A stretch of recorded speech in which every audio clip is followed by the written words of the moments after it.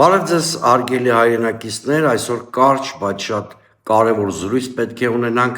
որը մի կողմից բացահայտելու է այս քարոզարշավի ընթացքում իշխանության արդենից թույլ տված ճակատագրական սխալը, մյուս կողմից բացահայտելու ենք իշխանության ևս մի մտադրություն, որը մեր կարծիքով դառնալու է գործող իշխանության կամ Նիկոլ Փաշինյանի անշրջելի ճակատագրական սխալը։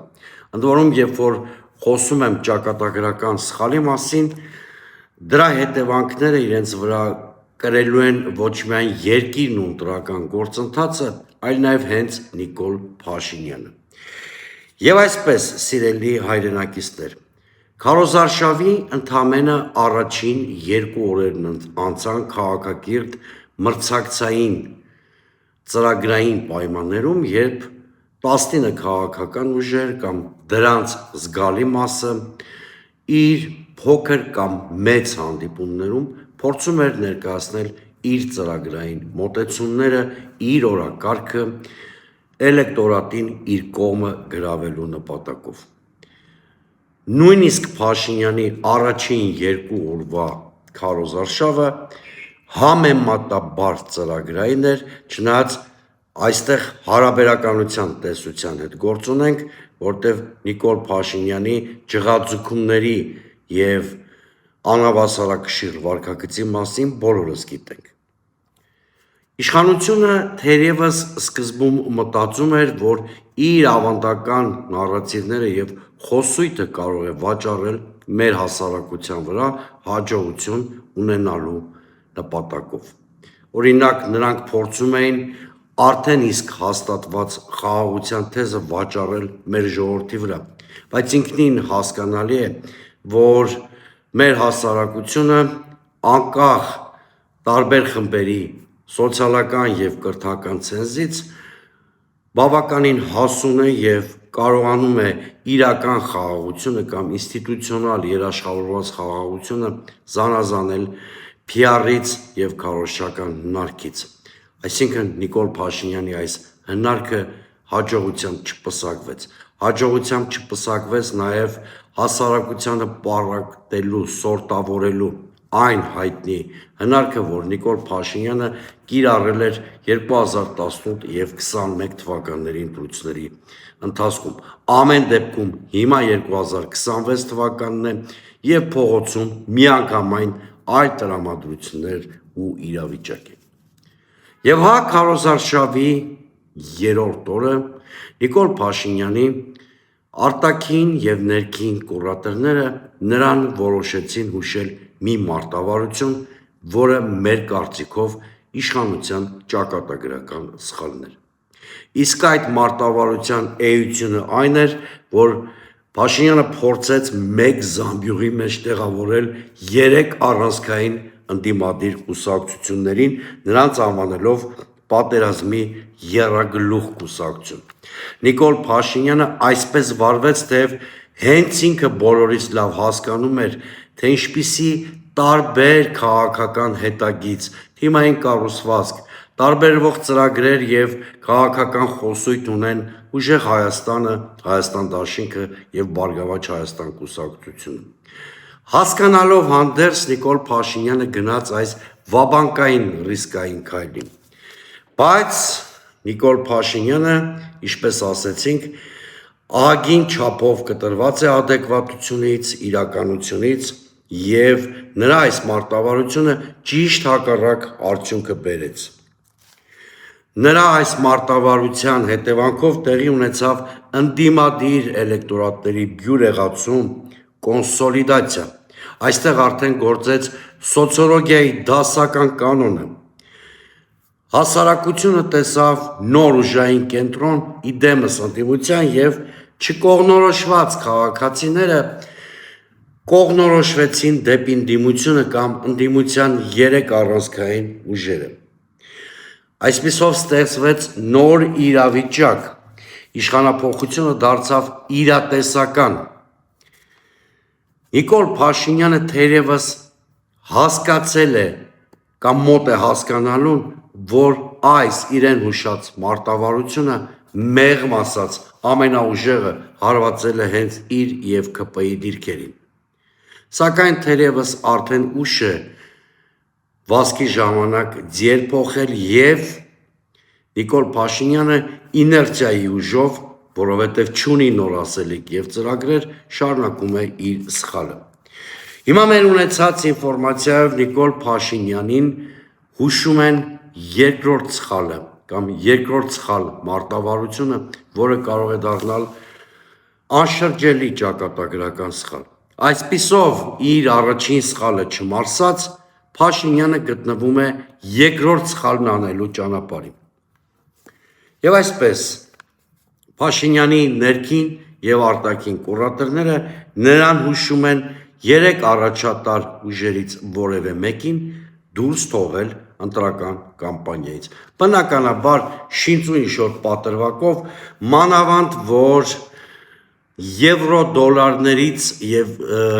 եվրոներից սնվող մատնիչների մի հսկայական բանակ է ձևավորվել Հայաստանում, որոնք մոլդովական կամ ռումինական սցենարի կրկնությամբ փորձում են անցանկալիների դեմ, ճակերտավոր անցանկալիների դեմ,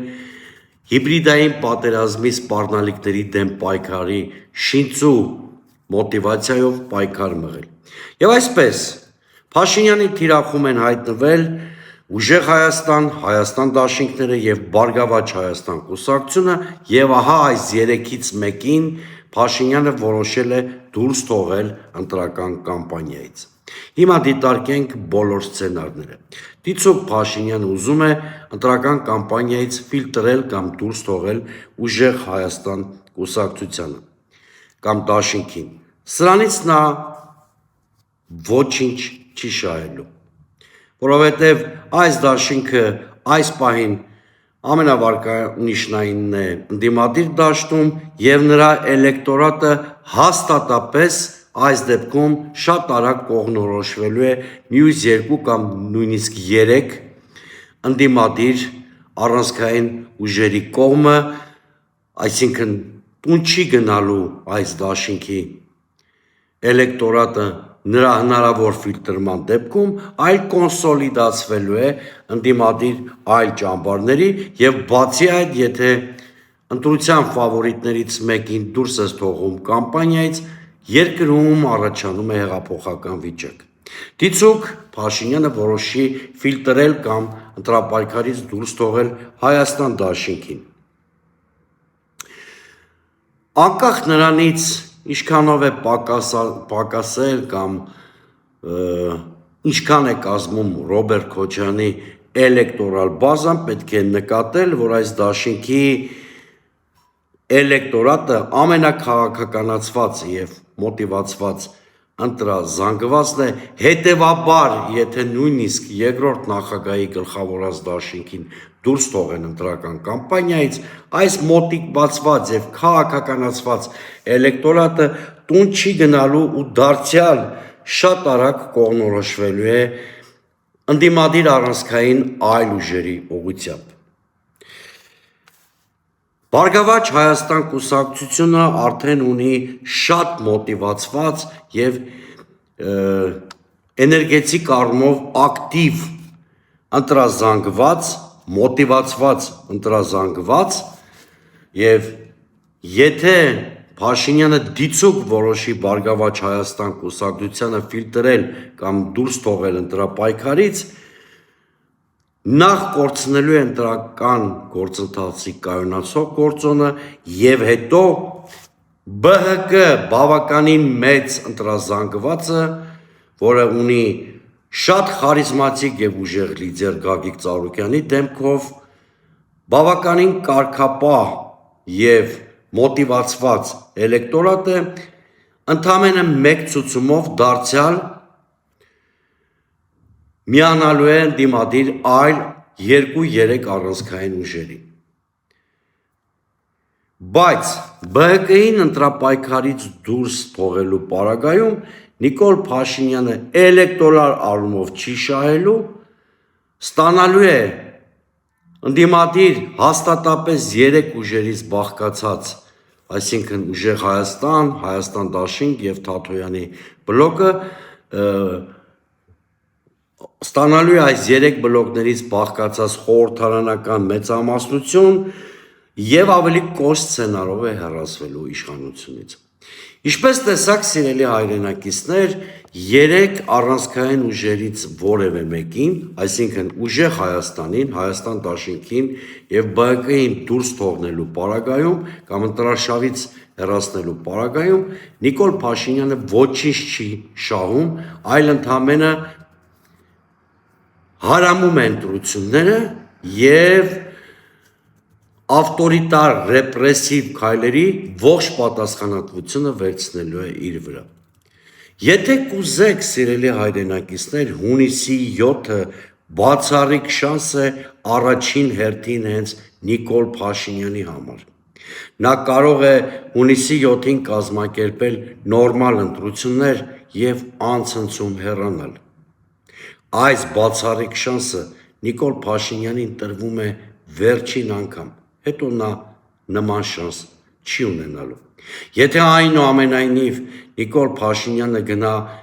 մրցակիցներին ֆիլտրելու ճանապարհով, հարամություններ եւ ժողովրդական լեզվով ասենք դաղալություններ անելու ճանապարհով, ապա միևնույնն է, շատ կարճ ժամանակով կարող է պահել շատ անկայուն մի իշխանություն, որը սակայն հետո հեռանալու է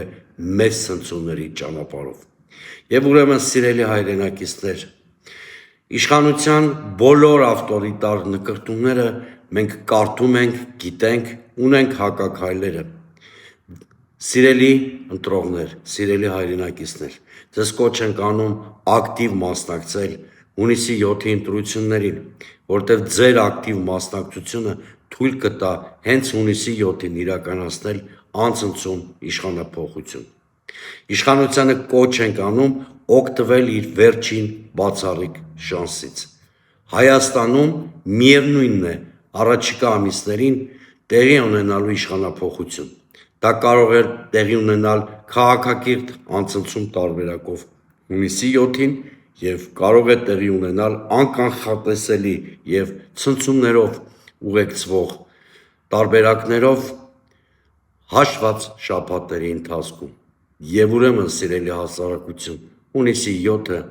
մեր հավաքական հաղթանակի օրն է։